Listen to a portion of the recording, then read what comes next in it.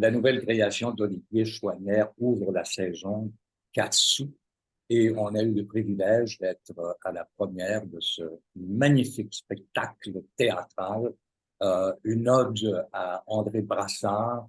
C'est un spectacle qui va vous déboussoler. Mais avant d'aller plus loin dans mes commentaires, je vois déjà le sourire de Sylvie parce qu'on va rencontrer celle qui rend possible la représentation sur scène de la cassette, la dernière cassette. Violette Chauveau, bonjour et bienvenue. Bonjour, Violette. Bonjour, bonjour à vous deux. Bonjour, merci. La première chose qu'on doit te dire, c'est Oh, toute notre bravo. admiration Mhm. pour ton travail Merci. d'actrice, pour ton travail d'avoir assimilé ce texte.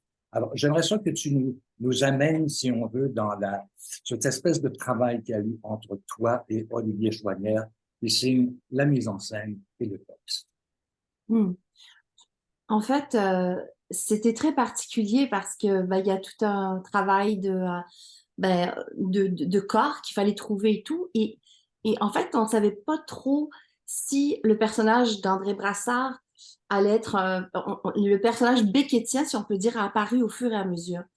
Dans le sens que au début, même, on a fait une espèce de travail au niveau du maquillage. On a fait des tests où c'était vraiment réaliste. Et je ressemblais à André Brassard, c'était troublant. Vraiment au niveau du maquillage et tout, il n'y avait pas l'aspect transposition du personnage. Et c'est venu vraiment en faisant des tests maquillage, en travaillant, en relisant le texte. Oui, c'est ça. Il y a une image là. Donc, on savait que Olivier voulait qu'il y ait de l'argile dans le visage pour vieillir, puis pour rendre le personnage un peu beckettien, justement. Mais on savait pas du tout ce que ça allait donner. Puis c'est vraiment... ça a apparu tranquillement en répétition. Euh, la gestuelle aussi, pareil aussi. C'est sûr que André était très, très proche, quelqu'un de très proche de moi. Puis je l'ai vu depuis des années dans son intimité, son intimité très personnelle, si on peut dire, parce que c'était quelqu'un qui était d'abord au départ, qui était comme un maître pour moi d'une certaine façon. Notre rencontre a été fulgurante.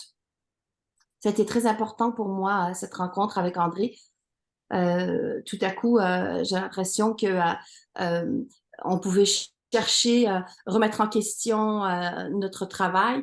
Et ça a été une grande joie de découvrir ça, qu'il y avait, qu'il fallait pas être nécessairement scolaire, mais qu'il fallait vraiment tout le temps aller au-delà du sens, justement, comme dit si bien André. Alors, je sais pas, je pense que je m'éparpille un peu par rapport à votre question. Peut-être que je Euh, pourrais revenir. Violette, tu Oui. parles de Beckettien. C'est parce que cette pièce a été librement inspirée de la dernière bande de Samuel Beckett. Peux-tu nous parler un petit peu là, Le des rapport, différences et les rapports Ouais. entre ces deux pièces? Oui, ben effectivement, la dernière bande de Samuel Beckett, c'est un homme qui est âgé, c'est son anniversaire, et il y a une femme qui l'a largué, la femme de sa vie, puis il se retrouve tout seul face à lui-même le jour de son anniversaire. Et je pense qu'il a 75 ans dans la pièce, si je me trompe pas. Et donc, Olivier a vraiment fait un parallèle entre cette pièce-là, puis la pièce de Beckett. Et André avait déjà aussi dit dans une entrevue dans le livre de de Guillaume Corbeil qu'il se sentait parfois comme un personnage de Beckett. C'est comme ça qu'il se sentait. Donc, à partir de là, Olivier a décidé de mettre André en scène. Et André avait l'habitude d'écrire dans des cahiers noirs.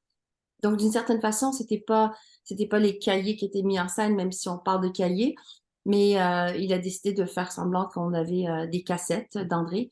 Mais c'était pas juste semblant parce que Olivier avait déjà créé tout un abécédaire avec un abécédaire qui avait lieu à l'exposition qu'il y a eu à la Grande Bibliothèque. Euh, et c'était des questions que Olivier Chouanière avait posées à André Brassard. Et à partir de ces questions, André répondait aux questions d'Olivier. Et c'était des questions qui étaient autant sur le théâtre, sur la vie, des questions philosophiques et tout. Donc, le parallèle était d'une évidence pour Olivier d'arriver de faire comme genre, c'est, c'est André face à sa vie, puis de faire une espèce de bilan comme fait le personnage de Crap dans la dernière bande de Beckett. faut dire que la personne qui est dans la salle et qui tout à coup découvre cet univers est happée par une incongruité, je ne sais pas trop comment définir. C'est-à-dire qu'on est devant Brassard, mais en même temps, on sait que c'est pas Brassard. Alors, c'est tout le jeu puis on te reconnaît pas au départ. On te découvre. C'est-à-dire qu'on savait que c'était toi parce qu'on a lu un peu d'informations là-dessus. Mais j'imagine que le travail a dû être énorme parce que la voix est là, ses déplacements sont là, sa gestuelle, la façon de porter son corps. C'est un travail magistral. Merci. Ben, c'était absolument passionnant à faire parce que au début, quand j'ai commencé à répéter, je me faisais mal à la voix, par exemple. À force de travailler sur la voix un peu feutrée, un peu sur comme la voix d'André en fin de vie. Et, euh, et là, je me suis dit, il faut que je trouve une façon de pouvoir faire cette voix-là sans me faire mal. Et j'ai appelé une grande, je dis qu'elle est grande parce elle est fabuleuse, c'est une coach formidable qui est Frédéric Bédard. Mhm. Je l'ai appelée et je lui ai demandé de me coacher. Et elle m'a fait chanter, elle m'a fait parler avec la voix d'André en jouant des notes au piano, en me disant que je savais même pas que j'avais 3 octaves. Elle me dit, c'était incroyable, tu arrives à faire des hautes et des basses. Elle m'a dit que j'étais la femme qui était la plus capable d'arriver ses basses, je savais même pas ça. Qu'elle avait vu, j'ai découvert ça sur moi, je savais même pas. Et à partir des notes qu'elle jouait, je disais des phrases. Donc j'ai pu travailler, ouvrir complètement et je me fais plus mal du tout, comme c'était le cas en répétition. Donc oui, il y a eu un travail au niveau de la voix qui m'a étonnée moi-même parce que je savais pas si j'allais être capable de le faire ou pas. Ça me faisait terriblement peur. Voilà. Lionel, pourquoi ce rôle t'a été attribué? On aurait pensé que ça aurait été un comédien. Pourquoi ça a été toi? Ben, j'ai posé la même question à Olivier quand il me l'a offert. Et André était encore vivant quand le projet de son vivant était au courant du projet et tout.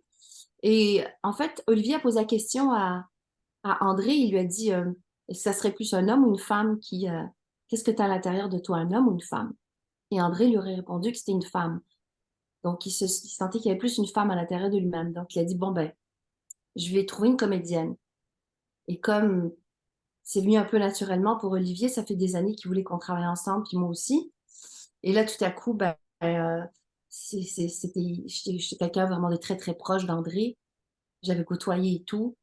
Donc, voilà, c'était pour lui, c'était naturel de me demander. Mais moi, j'ai quand même demandé à André, j'ai dit, t'es sûr, c'est correct que je te joue? Ben oui, ben oui, c'est que j'ai fait, OK, ça doit être correct. Faut dire Ouais. en même temps que André Brassard, et je le dis parce que je n'aurais pas su que c'est 160 pièces mises en scène en 40 ans de métier. C'est un incontournable. C'est quelqu'un qui a marqué le théâtre québécois. On se rappelle de l'association de Michel Tremblay et tout. C'est quelqu'un qui a fait bouger le théâtre québécois. Ouais, Ah, c'est une espèce de réactionnaire à sa façon depuis le début. absolument, absolument. Je veux dire, il n'y a pas, je suis pas certaine, mais je pense qu'il n'y a pas un metteur en scène qui ont fait de la mise en scène, qui ont évolué au Québec sans faire référence à Brassard. Même au niveau des jeux, du jeu d'acteur, c'est pareil aussi. Je veux dire, tout le monde emploie les termes de Brassard. Si on les emploie pas, ben, ça fait partie de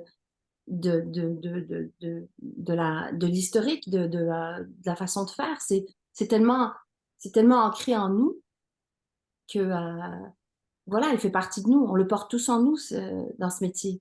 Absolument. Effectivement. Et il y a tout le travail sur le corps aussi, parce que, en tout cas, dans mon esprit, André Brassard, c'était pas vraiment un metteur en scène. C'est un rassembleur de gens mon Dieu, dont les possibilités sont énormes, infinies. Et ça a toujours été un peu sa marque de commerce. Alors, que ce soit dans le non-jeu, d'une certaine façon, que la pièce se passe surtout au début, alors qu'on est dans la gestuelle, moi, ça m'a pas vraiment étonné. Et toi, avec Olivier, est-ce qu'il y a quelque chose que tu as découvert là-dedans après toutes tes années d'expérience? Ben, j'ai trouvé ça très intéressant parce que à un moment donné, j'avais posé la question à André, puis j'avais dit, toi, tu fais ton casting comment? Parce que il y a des metteurs en scène qui font leur casting par rapport au corps, d'autres par rapport à la voix. Puis lui, il m'avait dit que c'est par rapport à l'essence, par rapport à l'âme, par rapport à l'énergie. Et je trouve ça très intéressant tout à coup parce que c'est un peu comme ça qu'Olivier a fait son casting aussi. Donc, je trouvais ça juste tout à coup de me dire, bon, ben, il l'a fait de la même façon que Brassard l'aurait fait. Donc, il y a comme une cohérence là-dedans. Euh, Puis c'est vrai que c'est vraiment l'essence qu'on a travaillé et tout le reste a émergé tranquillement. Je me suis pas dit, je vais faire un travail de corps et tout. J'ai travaillé sur l'intérieur, l'intérieur, l'intérieur et j'ai laissé grandir, mais je me suis pas... oui, mais je savais que André avait un problème avec une main. Bon, c'était l'autre main, mais c'est celle-là que j'utilise. Mais je veux dire, il y avait un côté qui était paralysé, il y a eu un AVC dans sa vie, mais donc il y a des choses de base que j'ai intégrées physiquement, mais c'est vraiment un travail de... J'ai voulu que ça soit un travail de l'intérieur. Ouais, c'est ça. Je ne vais pas être divulgateur, mais divul, divul, comment ça? Gâcheur. Gâcheur. Mhm. Mais tu sais, on retrouve aussi différentes facettes de ton travail d'actrice, parce qu'à un moment donné, tu déclames un panneau quand tu, de classique, d'un classique, si on veut, théâtral, et en même temps, on te découvre comme une chanteuse, on te découvre dans un costume qui tout à coup nous étonne, nous éblouit d'une certaine façon. Merci. Comment raccrocher ces deux facettes-là de l'actrice ou du personnage dans la dernière cassette? Ben, je crois que ben, justement, les personnages qu'on a en nous sont multiples. Et je crois que André rêvait d'être chanteuse. C'est ce qu'il disait, s'il n'y avait pas eu de metteur en scène, il aurait été chanteuse. Je pense que c'est un art qui vraiment le fascinait énormément. Puis je veux dire, il trouvait ça puissant. Moi aussi, je veux dire, la chanson, la musique, c'est d'une puissance incroyable. C'est direct, c'est de l'émotion pure, c'est franc, donc, ben, je crois que on est multiples et puis je suis chanceuse d'une certaine façon parce que c'est rare de pouvoir jouer plusieurs personnages comme ça dans une même pièce d'une certaine façon, plusieurs facettes du personnage. Fait que, Comment situer cette... Oh, excuse-moi, tu as une question. Oui, Oui. vas-y. Je veux juste rappeler que cette pièce sera jusqu'au 30 septembre, mais on peut aller ailleurs. Oui, Violette, c'est ça. j'aimerais savoir, Toi, tu veux des projets. oui, Hein? qu'est-ce qui t'attend comme projet après ce gros défi que tu as relevé? ben, en fait, on va reprendre Riopelle de Lepage. C'est ce magnifique spectacle aussi au Diamant. Donc, dès que je termine la dernière cassette, après ça, au mois de novembre, décembre, je serai au Diamant à Québec. Ensuite, je vais reprendre une autre pièce que j'ai jouée, dans la reprise, c'est Alter Indien, qu'on a joué au Théâtre Denis Pelletier. Euh, donc, c'est ça. Ça, on va reprendre ça cet hiver en tournée au Québec. On a déjà fait une tournée, on refait une tournée. Je pense que c'est à partir du mois de janvier, si je me trompe pas, parce que je suis un peu mélangée dans les dates. Mais, et sinon, donc c'est Alter Indien. Oui, c'est ce qu'on avait joué déjà, excusez-moi. Et ensuite, on reprend Vernon Subutex de Angela Conrad. On reprend le tome 1 et on va ajouter le tome 2 et 3. Donc, il y a certains jours, on va jouer le tome 1. Ça, c'est au printemps. Moi, Et... j'avais cette pièce en pas moins joie. Vraiment. ben, ça fait plaisir parce que j'ai adoré ce spectacle aussi. Puis, Angela, c'est vraiment une grande aussi. Là. C'est un privilège de travailler avec elle, franchement. Ouais. Alors, c'est un privilège de t'avoir comme invité sur Radio-Canada. Ben, merci beaucoup. Très, très heureux pour toi. C'est une pièce que j'invite tout le monde à aller voir. Cette pièce, la dernière cassette, c'est une tranche d'histoire, c'est une tranche de culture, c'est une tranche de grand talent sur scène. Peut-être en terminant, mentionner les gens qui, bon, l'assistante à la réalisation, C'est Stéphanie Capistran-Lalonde qui est extraordinaire parce elle suit chacun des mouvements. On fait une chorégraphie ensemble. ouais. Tu prends une cigarette et cheveux, mais elle va donner un cue pour que la fumée sorte. Tout est d'une précision incroyable.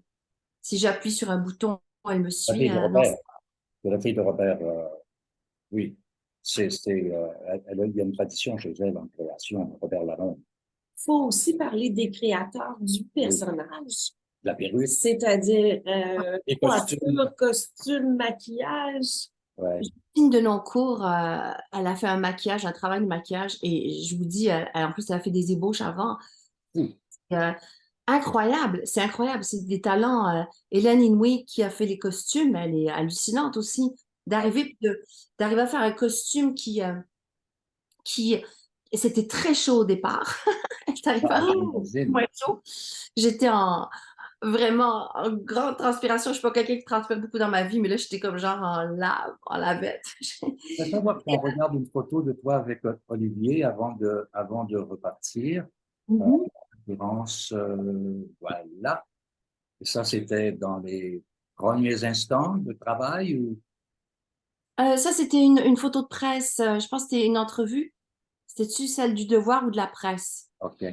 C'est vraiment une très jolie photo de vous deux ensemble. On voit la complicité là. Et devant le Ah, le mur. côté du théâtre où il y a tous ces noms dans des carreaux que j'ai remarqué quand je suis allée, Donc, là, donc, qui est oui, pas mais triste, qui est il y apprécié. en a plein d'autres. Oui, c'était des donateurs, en fait. Ouais. Ah, Et OK. à titre de collaborateur, cette affiche qui est absolument superbe, c'est Lino Leblanc, je crois. Oui, c'est Lino, c'est incroyable. Il y a quelque chose de Francis Bacon, puis c'est tellement, je trouve qu'elle représente tellement bien le spectacle. Hmm. Je trouve que ça fait vieille affiche aussi des pays de l'Est à l'époque. Ouais. Mais il y a comme je trouve qu'il y a un clin d'œil avec André aussi par rapport à cette époque-là. Mais je trouve ça, elle est remarquable, cette affiche, c'est incroyable. Là, est-ce que c'est une pièce qui va partir en tournée? Oui, absolument. Alors, ils sont en train de travailler là-dessus pour l'année prochaine. Donc, il va y avoir les dates qui vont sortir. Mais oui, là, je peux pas rien révéler parce que tout n'est pas encore signé. Mais oui, on va partir en tournée l'année prochaine avec la pièce. Et il y a une publication aussi. Hein. Oui, il C'est y a une ça. publication. Donc, la pièce d'Olivier va sortir. D'ailleurs, il y a un lancement au Katsu samedi après la représentation. Bonne Ouais, idée. Ça. ouais. Alors, Violette, merci pour ta disponibilité. Ça a Merci Merci à été vous. J'espère que vraiment c'est correct pour vous. Mais oui, très, très, très agréable de parler vraiment. avec toi. très Et agréable. bravo encore parce que c'était tout un défi que tu as relevé avec brio. Merci infiniment. Merci à vous deux. Merci, Violaine. Allez, bonne représentation ce soir. Merci.